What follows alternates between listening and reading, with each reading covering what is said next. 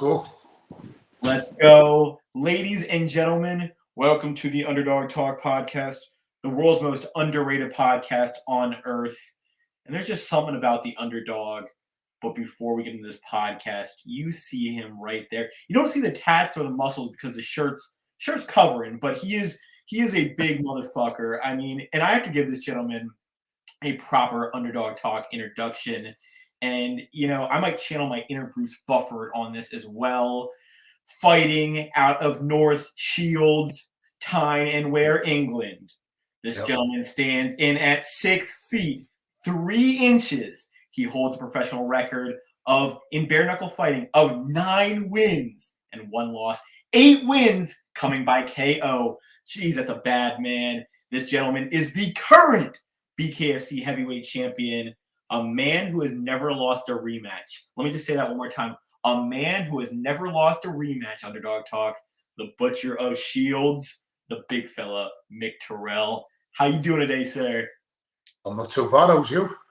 I'm doing well, and I honestly, I might have to quit podcasting and go into announcing the way I did that. I thought that was pretty damn good, but you know, whatever. We'll skip the announcing part, and you know, I'm doing well, Mick. I'm here with you, the champ.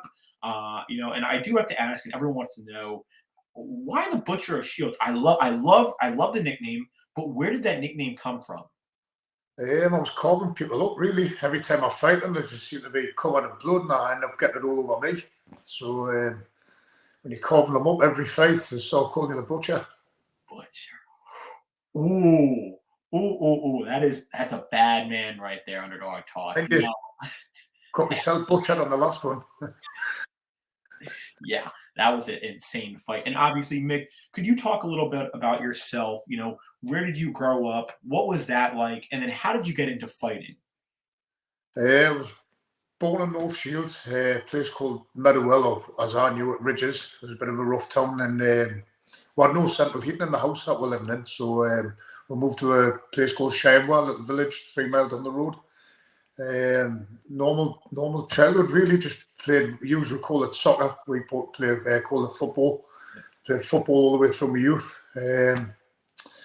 Met my wife. She was from North Shields, so obviously moved back into North Shields, only 3 miles away. But my wife's granddad and my granddad were friends. So when I met my wife, we realised that we're closer than we thought, you know. So moved back into North Shields, and I was playing football, and I was getting a lot of yellow cards and stuff, and I thought I might as well do something where you get a pat on the back. So I started Thai boxing originally, because I thought Thai boxing was a little bit more brutal. You get to use your elbows and your knees and stuff. So, and I was all about hurting people really at the time. I was angry young man really, which is why I've got that's my fight song, the Elvis in the Ghetto.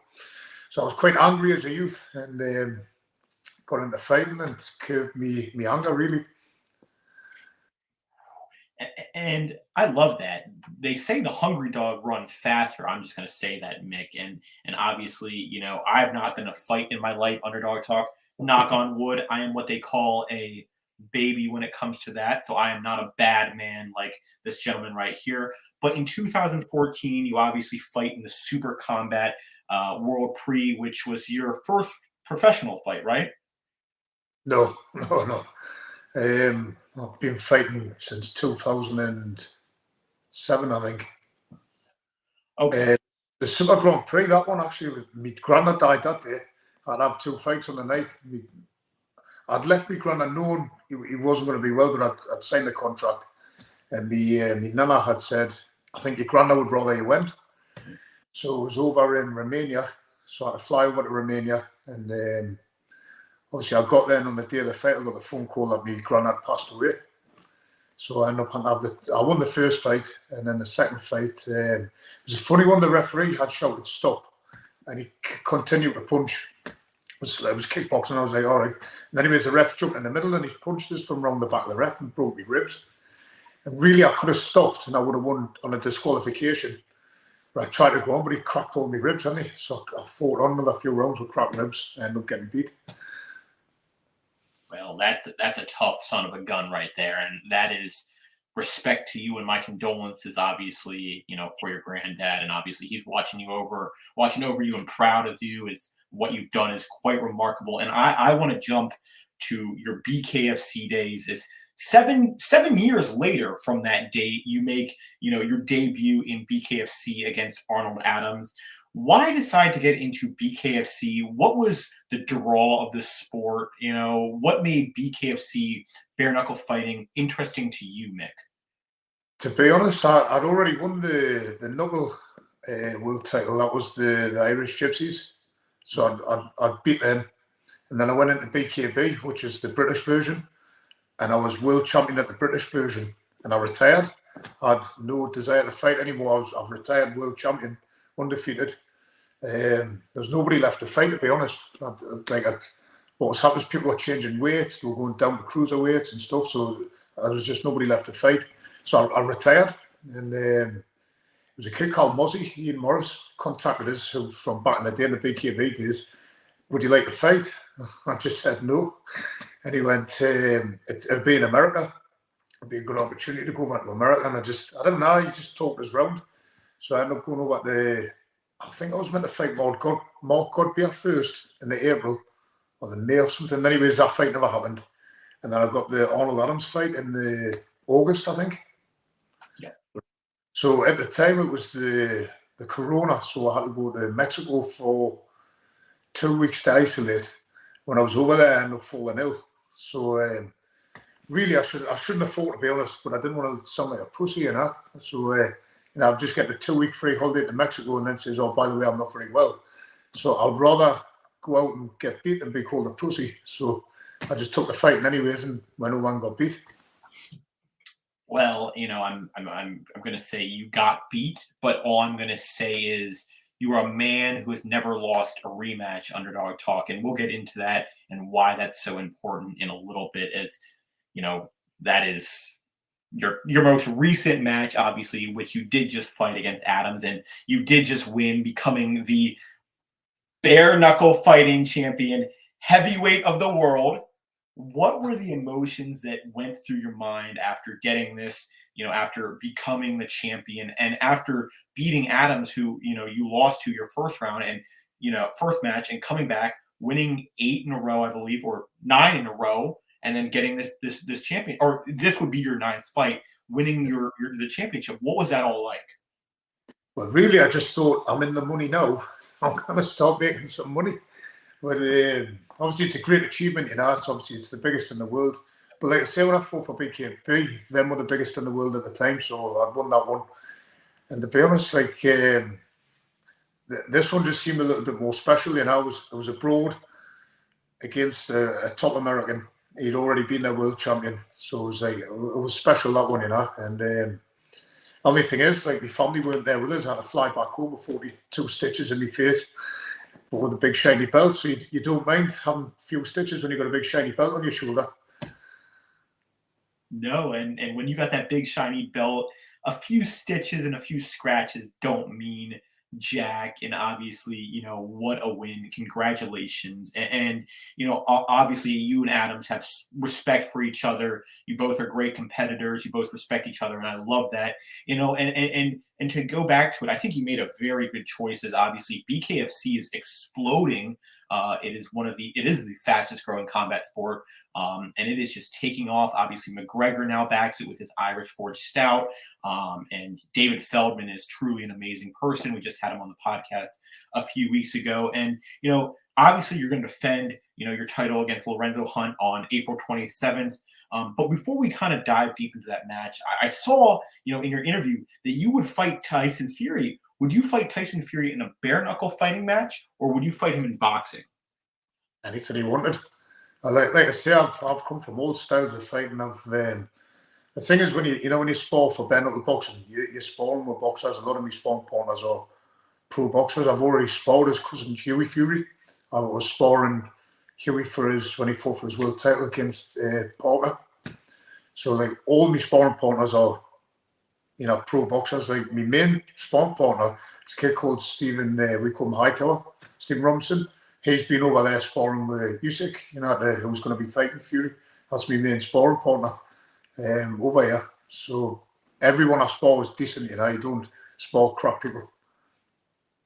And that's why you're the champion, because you don't spar crap people, Mick. I think if anyone's listening, that's the secret. Don't spar crappy people and you'll become a champion. Maybe that's, if you're sparring crappy people, you're not getting better. I think that's... I've got a thing I say, you know, like, there's only one way to learn how to fight, and that's to have a fight. So a lot of my training is based on sparring. I actually didn't get a lot of sparring for the Arnold fight because I had a few injuries, but usually I will just spar non-stop.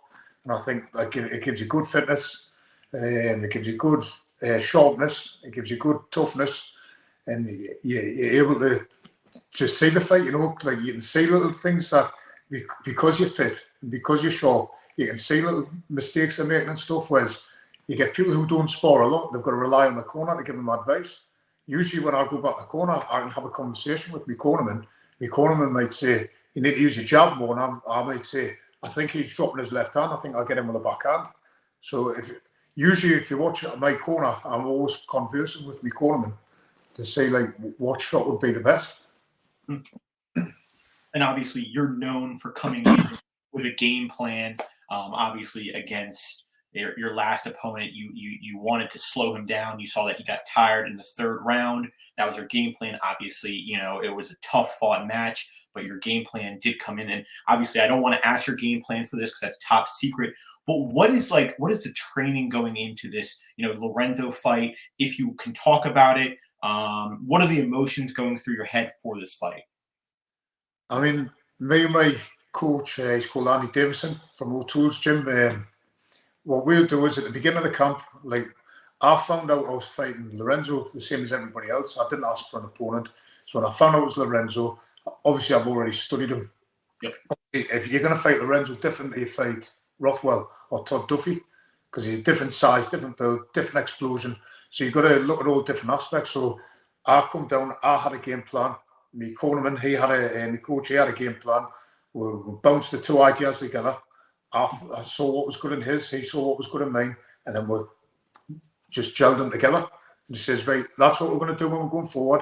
This is what we're going to do when we're going backwards. And this is what we're going to do to try and get a rest or whatever you're doing, you know. 100%.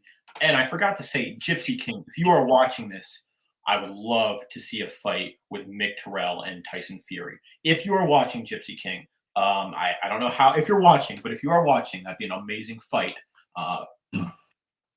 I would love to see it happen. And obviously, you know, you're going in against a very good opponent, but obviously you are the champion. And, you know, what happened, if you mind me asking, with the Mark Hunt fight? Obviously, that was something that you guys wanted. Is that something that's still possibly going to be in the works? I hope so. I definitely hope so. Obviously, when you look at fights, right, especially if you're a champion, it's no point being the champion of a bum, you know. I'm not saying none of them are bums, but you want to fight whoever's best in the, you know, like in the division. If Mark Hunt comes in that division, he will be the best because he's got the most experience, most wins. He's got the most all-round combat styles, you know. So if I was to fight anyone, it would be Mark Hunt, because if you can fight Mark and beat him, that's something you can tell your grandkids, you know. I've got one coming shortly. I've got a little grandkid coming, so I'll be one to tell them, you know. Hey, there you go. And obviously, you know, shout out Mark Hunt, a true competitor in the sport, a true warrior, and that would be a fight for the ages, you know, and we all want to see that, and hopefully that can happen. You know, who is your dream fight, obviously, besides Tyson Fury and Mark Hunt? Who is someone you would want to fight? Who I personally want to fight? If I could dig him up out of his grave, I would. Yeah. I would love to give Hitler a good hiding. Okay. I know he's not a fighter, but if I could dig him up, I would give him a right hiding. That would be a one-hit KO. I love that answer. I was asking about a fighter, but you know what? That is a damn good answer. And I would definitely make sure I lasted the distance. I love that. And I think you would KO him back into the grave. And obviously that would be a pretty quick match. I think you might hit him once, he'd be out. But I would love make sure it lasted 5. I'll make sure. Oh man. And obviously, you know, do you see bare knuckle fighting going in the right way? The sport's obviously growing. There's no doubt about that. I was just at my first match in Virginia with it was a prelims. It was just a tryout, I believe, but it was electrifying. There was a crowd there. Probably about a few hundred people, and the atmosphere was booming. I will tell you that, Mick. The atmosphere was booming. So, do you see BKFC going in the right way? Well, it's exploding. Yep. I think it's gone berserk. It's flying out there. It's going faster than what you can believe. It's the most exciting stand-up sport that you're going to get. You see, I keep saying, like MMA's on a slow decline. And the reason is it's like the way I see it is, back in the day there was a kickboxer versus jiu-jitsu, and he was a top-level kickboxer versus top-level jiu-jitsu. Now they all know bits of everything. So instead of it being exciting, they're cancelling each other out. So it's like he knows a little bit of striking, but he knows a little bit of ground game. If it's getting too much, I'll take to the ground.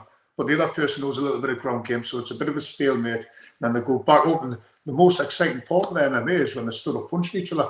You know exactly how to score it. Now in the BKFC, that's what you're getting all the time. So if you've got two kids who we call them windmillers, and they just swing, that's exciting to watch. People want to watch that. It might not be the greatest of boxing ability, but when you've got two windmillers, you want to watch who's going to get knocked out. And then when you've got two skillful boxers, it's even better to watch because there's blood everywhere. So it's a win-win on the BKFC. It is a win-win, and obviously, I've got to ask the $1,000,000 question. How does it feel to be one of the faces of BKFC, being one of the main attractions? I mean, did you ever see yourself being a main attraction in the sport? And obviously, you're a fighter. You knew you would win, and that's just who you are, I believe. But did you ever see yourself being the face of a sport? I'd never actually think of it that way. To me, it's just the game I play. So, it's funny, because I've come back home, let's say I went out with my friends at Christmas, because I only drink twice a year. So Christmas was one of them times. People asking for your photo and stuff, and it's like, it was strange because for me, I'm just Mick from Shields, where I live, no Shields. And then people are asking for photos. And like the other day, I got asked to sign something. I was thinking, well, why would you want me to sign it? But it's they were doing something for charity, so obviously you're going to do it, But it's strange because you never think of that. I just think I'm not around the same group of people I have done for the past 20 years. I've never changed. I'm just the normal family person I am, I can fight as well. That's the only difference. 100%. And I think, a humble person at that, which obviously is what makes a true champion in my eyes. And, I think give yourself some credit as you've worked your ass off. You've done some things that are nearly impossible, and you've taken, the world over by storm. The world knows your name. The world knows the Butcher of Shields. Now, for those who are watching who are interested in joining BKFC or interested in joining combat sport, what is your biggest tip for someone who's looking to get into a combat sport such as BKFC, such as UFC, or even such as kickboxing like you once did, sir? Don't do it. No, but honestly, you should do it. You're going to get people who just want to be the best, but you've got to remember a lot of people aren't going to get there. You've got to do it because you enjoy it. But it is an addictive sport. Kickboxing, boxing, anything you go to gets you fit. But not only whilst you're getting fit, you're learning something. And you're learning something that's useful as well. So if you're all going on a drink or you're going out with your friend and someone's trying to pick on you or bully you, can't deal with that situation. So I find a lot of people who lift weights, like I lift weights. I enjoy weights. I've never done weights before, but the past year I've started doing weights just because I'm getting vain, But usually it's boring. You lift weights, it's boring. You're just pumping weights, and it's like, nothing's really happening. You've got to train with someone, just have a laugh. If you just go and train on your own, what a boring day it is. Whereas in the boxing gym, you're in there with a class full of people. You meet new friends. You're learning new skills. It's almost a little bit of competitiveness as well, because you'd be sparring someone. I know someone beat me sparring. I thought, I'm going to get you back one day. You know what I mean? One day I'll get you. So you've got to have that little ruthless edge as well, So what my main thing is, observe. If you do go in the gym, observe everything. Because when I wasn't sparring or I wasn't thinking, I was watching somebody else spar, and I'd see he's dropping his hand when he does that, or he's doing this. So don't just go in there thinking I'm having a laugh. Observe. If you want to be good, you've got to watch everything. And the people who've done it, those are the people you want to look up to and the people you want to watch, obviously. Now, I do have a question for you. Would you let your kids go into BKFC or MMA or something like that? It's up to them. I've got 3 sons. I've trained all my sons how to box. All my sons can kickbox, they can hold box. Their mum, I'll not let them do it. I shall try our best to talk them out of it. But like my oldest son's 20 now, middle one's coming up 18. If them come in one day and just say, I want to be the ultimate fighting champion, you've just got to say, how am I not taking you to the gym? I'll help you out. And I mean, who better of a father than the heavyweight champion of the world to help them out? And it's interesting. We actually did have Muhammad Usman on the podcast, who actually was the ultimate fighter. And obviously, shout out to Muhammad and what he did. But, what has been your hardest fight that you won? Where was that fight where you gave it all, you won, but it was times where you didn't know if you would pull it out? Which one of your 9 was that? In the bare knuckle? Yes. The first one I had, it was a lad called Cowboys, Michael Quinn. He was Irish travelling champion. I think he had like over 200 fights, in the travelling community. And I remember it was funny because it was actually in Newcastle where they had the fight, them come over from Ireland, and he was meant to fight a person called Heggie, bit of a paedophile round ours. He's ended up getting, I shouldn't say that now because he made Satan, so he's a bit noncy chops, we call him over here. So he was meant to fight, and Decker's pulled out. So it was a week before the fight. I got a phone call, would you fill in? Because I'd never fought bare knuckle before. And I says, yeah, go on then. So anyways, goes to the venue, got my hands wrapped, and I went for a wee to the toilet. And as I'm in the toilet, it was Cowboys' nephew had come up to us. He says, are you fighting? He's called Michael. Are you fighting Michael? I says, I am. Obviously, I've got an Irish accent. And he says, I'm telling you now, when he hits you with that right hand, you're going to Disneyland. I says, hi. He went, hi. I says, can I take my wife and kids? I thought if I'm getting a free trip, I might try and take my wife and kids. Anyways, first round in that fight, he dropped me. And I cannot remember the fight. He dropped us. I remember I got up and I says, good shot. And then that was it. I can't remember anything else. So the fight went 5 rounds. That was my only decision fight. I ended up beating him. I dropped him 2 or 3 times in the last round. But I was just been on autopilot. After the fight, I managed to drive myself home and then went for Indian takeaway. And that's when I woke up and I realised I gave my wife half my money. Wow. And what a way to get your first win in a sport. What a way. And Underdog Talk, this was Mick's only win that wasn't a KO. I just have to say that. He has 8 knockouts, which is pretty damn impressive. And obviously, April 26th, be there, get your tickets, support the man himself. And, when are you going to Los Angeles to get ready for the fight? Are you going a week before? When do you go to the States to get ready for the fight? I'll probably go a week before, but it's hard because Los Angeles is 8 hours behind me. So I'm going to have to, I've been trying now to start staying awake later. So I'm in the minute I'm going to bed at 2 in the morning, but I'm still trying to get up for the gym in the morning. So it's hard at the minute because like 2's me limit. Usually I go to bed 9 o'clock p.m. and then I go to bed at 9. I'm up at 5 to go to the gym. But now I'm going to be fighting at like 7, 8 in the morning my time. But it's going to be 11, 12 o'clock their time. So when I'm getting up to go to the gym, I've already done a couple hours in the gym. I've still got to be awake from the night before. So I'm just going to try and ghost it, stop up all night, go to the gym in the morning, then go to bed, and then go to the gym later on in the evening. Wow. And obviously, this is going to be a stacked card with obviously Todd Duffy and Ben Rothwell, also who are phenomenal fighters. So I think this is going to be truly an amazing event. I mean, I really can't wait to tune in, watch you win. There's no bias here. I mean, I just know he's going to win. But obviously, it's going to be an amazing fight. Is there any codes we can use to support you, Mick? Anything that we can use to, if we buy the pay-per-view, can we use code Mick? What is that? I don't know. I haven't been given anything yet.